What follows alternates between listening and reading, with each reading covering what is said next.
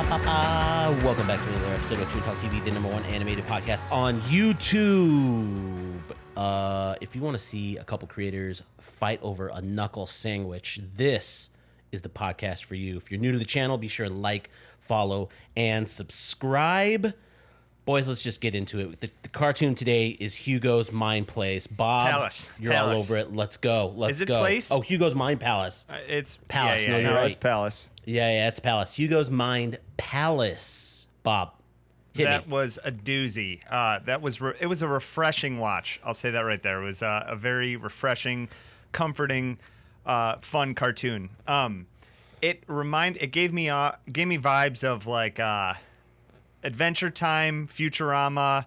The biggest vibe that I got, which I feel like it was almost subconsciously maybe stolen, was from what's it called? Midnight Gospel. Midnight Gospel with Dude, the whole machine.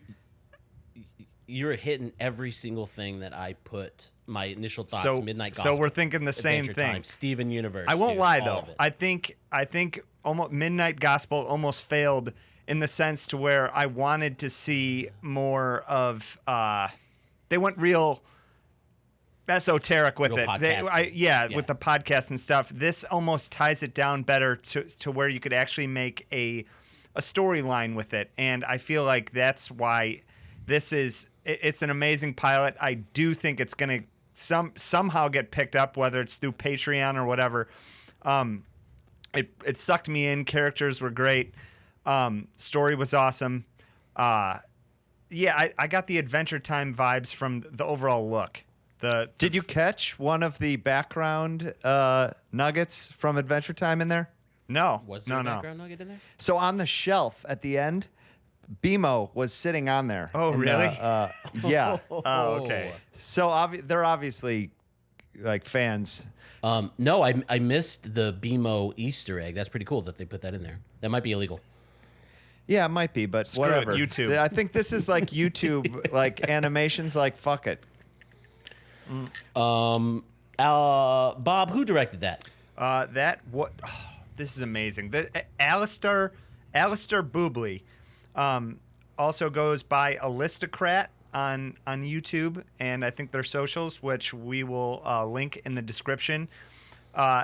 Basically did everything in that. It was amazing. Backgrounds, all the animation. There was some help of animation really? and some other stuff. Yeah, almost everything. It was written, storyboarded, animation, edited, created, and like and that's what he just listed himself as. If you like look in the credits, there's even more stuff. The sound, he did the sound for it. There was, with help from other people, but voiced. I think don't quote me. I'm pretty sure he voiced Hugo, the main character right there. But Yeah. man, that is a difficult feat because it was 13 minutes long. That's a big project right there. I wonder how long it took him to do that. Did any of you catch that or I did no? not Did it catch say that. in Hey, there? No? Probably like a month and a half. A month and a half. No Yeah, that's way. usually how No long it takes to way. make a 13-minute animation, you know? Someone put it in the comments how long it took if they know. Yeah. I instantly was hooked. One of the big things that I wrote down instantly after doing that was it hooked me in world building. Like there was just so much stuff that I was like, I want more of this. I can binge watch this or just put it on and go through it. And I liked every aspect of it. Yeah, I feel like for a series, Fred, what'd you like? Yeah. For a series wise, I think it was great with world building because you only got a small little nugget of what it could be because they went into the spirit dimension, but their whole job is based on doing jobs in all different kinds of dimensions. So I think it's a cool bit to start a series with because there's so much to dive into. You know what also this reminded me of is Cowboy Bebop. Oh yeah. You know how they're the whole idea of sitting down at a computer and taking jobs, like almost he's more of a bounty hunter, but still same concept.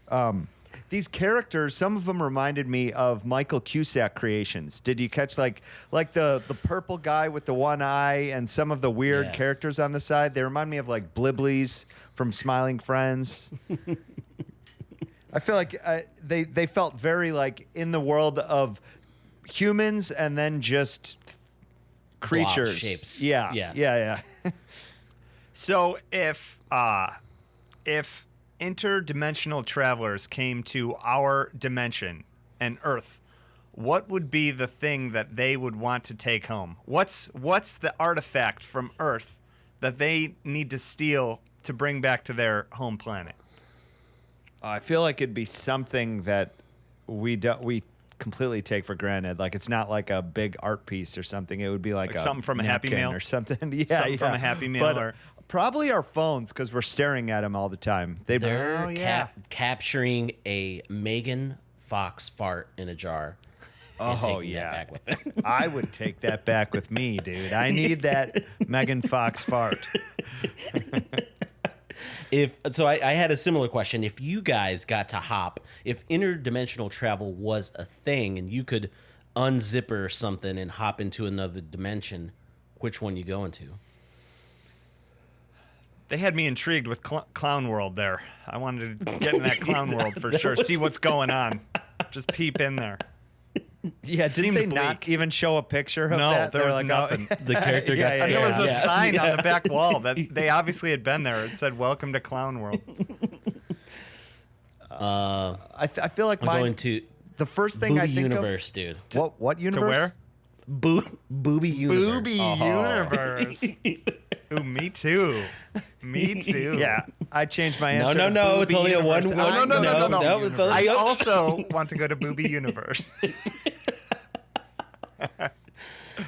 Didn't Rick and Morty he have goes- Yeah, Boob World or oh, yeah, Boob Land World. or something. Yeah. Yeah. Yeah, this was a fantastic short. You guys should really check it out. We will link to that in the description.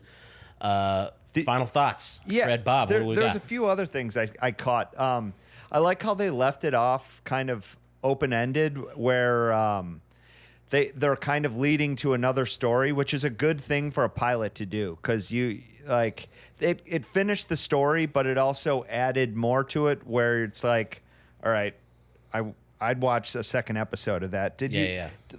I like how they got all glitchy sometimes. At one point, they took like someone else's animation, like an Exquisite Corpse kind of thing, where they'll take. It got like 3D really fast, or like Picasso-ish really fast, and it would like glitch into other characters. Did you guys catch that or Yeah. no? I did. Good editing. I feel like great editing. It reminded me also of Pibby. You guys ever seen? Oh, yeah. Especially at the point where Daryl was shooting Yes. the characters went to like a claymation form and then a 3D Yes, form. yeah. That was awesome. Detailed, very good work. So let me ask you one last question. What do you guys think is more important in a pilot? I may have asked you something similar to this before, and it could be different to every person, but character development, overall look, or like artistic design, or the premise? For me personally, I would say premise, because I think character development will come over time. You can't establish in my personal opinion, you can't establish a character's entire development in one episode. But if you give me an intriguing premise, it would make me want to see that character's development over time. Yeah, I feel like I'm going to agree with Nick mostly on this, where I feel like the premise has got to be the first and foremost thing, because if you're going to create a series around it, it has to be a good baseline. And character development will grow over time. But actually, for me personally, I like a good visual style. Like the first thing that draws me to something is the art style. So I feel like it's when you're walking around a store or something and you pick up like a cereal box or a can of beer or something, like it's always the design, artwork. that brings you in, and that's kind of for me too. So I think you What about you, kind Bob? of said it. How I was thinking, I feel like it's a step process. It's you need to get pulled in at first by the design, the art of it. After that, if you have a good premise, you're hooked. And in time, I think character development is key to keeping people tied in. Because if you don't write those characters well, then you don't have a story. You don't have a good story. Yeah. Let us know in the comments what you think is the most important thing for a good pilot. With that, boys, that was the Hugo's Mind Palace. Check it out on YouTube. Link in the description. Be sure and like, follow, and subscribe. Check out our Patreon page, patreon.com/wearethetelevision. And catch us again, because we are going to be back with some more tunes. Later.